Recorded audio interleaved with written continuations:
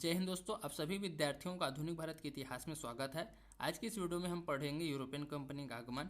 इस वीडियो को हमने लुसेंट बुक की सहायता से बनाया है, तो प्लीज़ आप इस वीडियो को पूरा देखिएगा और बेफिक्र रहिएगा, इसमें कोई भी पॉइंट मिस नहीं किया गया है।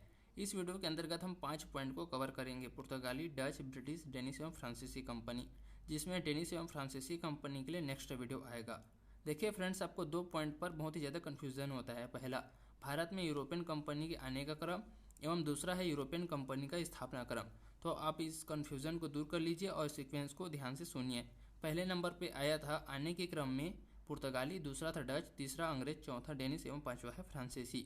अगर हम स्थापना क्रम की बात करें तो पहले नंबर पे है पुर्तगाली, दूसरे नंबर पे है अंग्रेज, तीसरे में है डच। इसमें अंग्रेज डच कंपनी से आगे निकल जाता है। उसके बाद है डेनिश, फिर फ्रांसीसी। तो इस तरह से इन कंपनियों के आने का सीक्वेंस था। अब हम देखते हैं कि भारत में यूरोपियन कंपनी आगमन कैसे होता है। देखिए फ्रेंड्स, हमारे भारत में यूरोपियन कंपनी का आगमन सन 1498 में होता है वास्को डी गामा के द्वारा। इसके पहले सन 1453 में कुस्तुनतुनिया पर रोमन साम्राज्य का अधिकार था और वहां पर तुर्की साम्राज्य का अधिकार हो जाता है, जिसके वजह से यूरोप से एशिया एवं एशिया से यूरोप जाने वाले व्यापारियों का मार्ग जो है पूरी तरह से अवरुद्ध हो जाता है। और इस मार्ग के अवरुद्ध होने से यूरोप में बहुत बड़ा प्रभाव पड़ता है, जिसको हम पुनर्जागरण के नाम से जानते हैं। यूरोप में पुनर्जागरण की शुरुआत सन 1453 ईस्वी में होता है। इससे 4 प्रमुख बिंदुओं को प्रभाव पड़ता है। पहला है नए देशों की खोज व्यापार करने के लिए, दूसरा वैज्ञानिक आविष्कार जिसमें जहाज निर्माण को बहुत अधिक बढ़ावा दिया गया, तीसरा है समाज सुधारक एवं धार्मिक प्रचार प्रसार, यानी कि जहाँ भी जाते थे व्यापार करने के साथ साथ धन कमाने के साथ साथ धर्मों का प्रचार प्रसार करते थे। तो वहीं दूसरी तरफ यूरोप में मसाले की आवश्यकता की पूर्ति करने के लिए नए देशों की खोज करना शुरू कर दिए, जिसमें भारत देश सबसे प्रमुख था। और भारत देश की खोज करने का पहला प्रयास सन 1487 में बार्थोलोम्यू डियास ने किया। यह पुर्तगाल का निवासी था और यह भारत देश की खोज करने के लिए निकलता है, लेकिन यह केप ऑफ गुड होप से वापस चला जाता है। मतलब यह भारत देश की खोज करने में सफल रहा। उसके बाद दूसरा आता है कोलंबस, जो सन 1492 में भारत देश की खोज करने के लिए निकलता है, लेकिन यह अमेरिका की ओर चला जाता है। अमेरिका देश का नाम अमेरिका कोलंबस के दोस्त अमेरिको के नाम पर अमेरिका रखा गया। उसके बाद तीसरा प्रयास वास्को डी गामा ने सन 1498 में किया और यह इस मार्ग में सफल रहे। वास्को डी गामा पुर्तगाल के निवासी था और ये भी केप ऑफ गुड होप से होते हुए भारत के केरल के कलिकट बंदरगाह में पहुंचते हैं।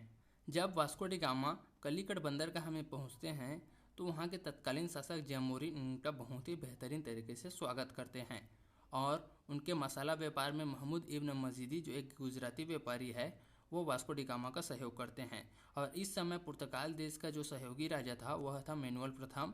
तो वहीं भारत के दिल्ली में लोदी वंश के राजा सिकंदर लोदी का शासन चल रहा था। तो इस व्यापार में वास्को डी गामा को 60 गुना का प्रॉफिट होता है, जिसके वजह से पुर्तगाल के राजा मैनुअल प्रथम बहुत खुश हो जाते हैं और भारत में स्थायी शासन स्थापित करने के लिए सन 1502 में वास्को डी गामा पुनः भारत आते हैं सैनिकों के साथ। और 1503 में कोचीन एवं कन्नूर को षड्यंत्र द्वारा दोनों को आपस में लड़वाकर कोचीन में अधिकार कर लेते हैं और 1503 में प्रथम फैक्ट्री की स्थापना कोचीन में करते हैं।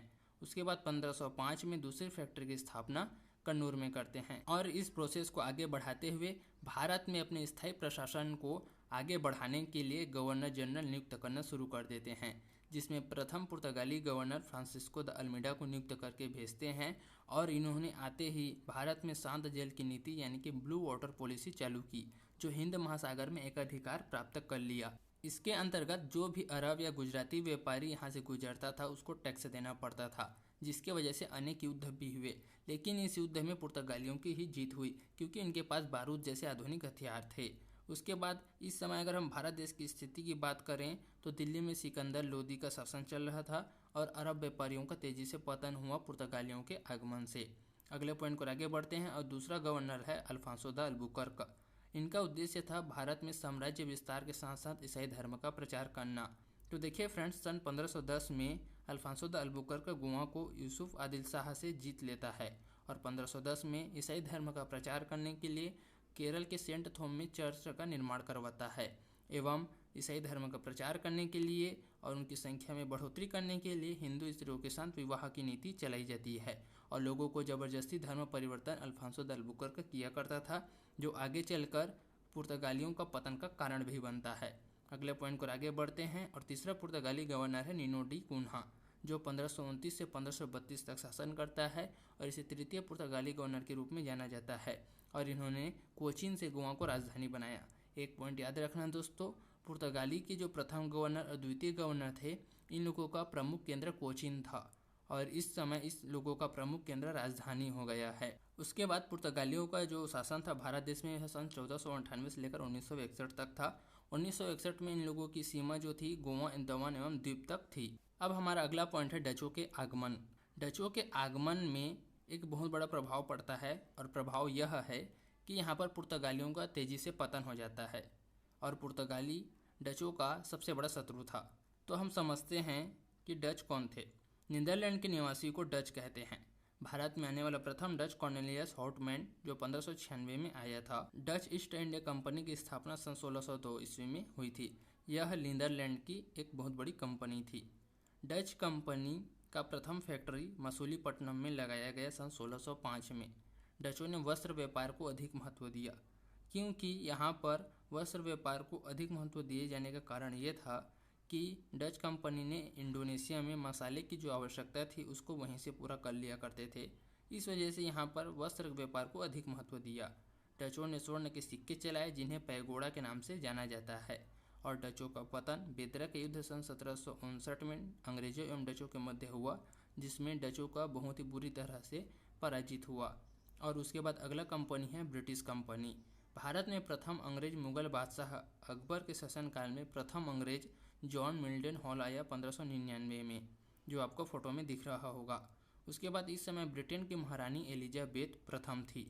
उसके बाद ब्रिटिश ईस्ट इंडिया कंपनी की स्थापना की गई कि पूर्वी देशों में जाकर वे व्यापार कर सके और 31 दिसंबर सन 1600 को इस कंपनी की स्थापना की गई और इस कंपनी को पूर्वी देशों में 15 वर्षों तक व्यापार करने की अनुमति दी गई।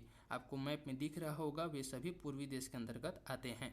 उसके बाद सन 1608 में मुगल बादशाह जहांगीर के दरबार में कैप्टन हॉकिंस जो जेम्स प्रथम के राजदूत थे, वे भारत में व्यापार करने की अनुमति मांगने के लिए आता है। और 1609 में इंग्लैंड के राजा जेम्स प्रथम ने जो 15 वर्षों के लिए व्यापार करने का जो समय दिया था उसको अनिश्चित काल के लिए कर देता है। और तदुपरांत भारत में भी मुगल बादशाह जहांगीर के द्वारा सूरत में व्यापार करने की अनुमति दे दी जाती है, लेकिन बाद में सूरत में कुछ विवाद हो जाने की वजह से इसको कैंसिल कर दिया जाता है और 1611 में मसूलीपट्टनम में प्रथम व्यापारिक कोठी लगाई गई अंग्रेजों के द्वारा। उसके बाद सन 1613 में सूरत में भी व्यापारिक कोठी लगाई गई और प्रमुख केंद्र सूरत को बनाया गया। आपको मैप में दिख रहा होगा कि कौन सा स्थान कहाँ पर स्थित है फ्रेंड्स। उसके बाद हमारा अगला बिंदु है सन 1615 में सर टॉमस रो आते हैं, जेम्स प्रथम का ये भी राजदूत है और यह जहांगीर से पूरे भारत में व्यापार करने की अनुमति प्राप्त कर लेता है और इसी कारण इसे ब्रिटिश ईस्ट इंडिया कंपनी का वास्तविक संस्थापक के रूप में भी जाना जाता है। उसके बाद सन 1632 में गोलकुंडा के बंदरगाह में व्यापार करने के लिए भी अनुमति प्राप्त कर लेता है। उसके बाद ब्रिटिश अपने विस्तार नीति को आगे बढ़ाते हुए सन 1639 में फ्रांसिस डे ने मद्रास में फोर्ट सेंट जॉर्ज का निर्माण करवाया। उसके बाद 1651 में बंगाल के हुगली नदी में मुगल बादशाह शाहजहां ने अंग्रेजों को कारखाना स्थापित करने की अनुमति दे दी और 1661 में पुर्तगाली राजकुमारी कैथरीन वेग्रांजा एवं ब्रिटेन के राजकुमार चार्ल्स द्वितीय के मध्य विवाह हुआ, जिसमें दहेज के रूप में पुर्तगालियों ने अंग्रेजों को बम्बई दे दिया और इस तरह से अंग्रेजों का साम्राज्य बहुत ही तेजी से विकास करने लगा। तो वहीं दूसरी ओर डचों का पतन होने लगा, क्योंकि ब्रिटिश कंपनी डचों का पतन करते हुए अपना साम्राज्य विस्तार कर रहे थे। सन 1687 में सूरत से हटाकर बम्बई को अपना व्यापारिक केंद्र बनाया, किसने? अंग्रेजों ने। उसके बाद अगला पॉइंट है सन 1698 में सुल्तानुती, कालीकट एवं गोविंदपुर को मिलाकर कोलकाता बनाया गया, जिसमें फोर्ट विलियम की स्थापना की गई। उसके बाद अगला बिंदु है 1717 ईस्वी में उत्तरकालीन मुगल सम्राट फर्रुख शाह ने अंग्रेजों को बंगाल, हैदराबाद एवं गुजरात में व्यापार करने की अनुमति दे दी, जिसे ब्रिटिश कंपनी का मैग्ना कार्टा कहा जाता है। और इस समय अंग्रेज अध्यक्ष जॉन सरमैन था। और इस तरह से वीडियो हमारा कंप्लीट होता है। दोस्तों, आप हमारे वीडियो को लाइक शेयर एंड सब्सक्राइब जरूर कीजिएगा। धन्यवाद।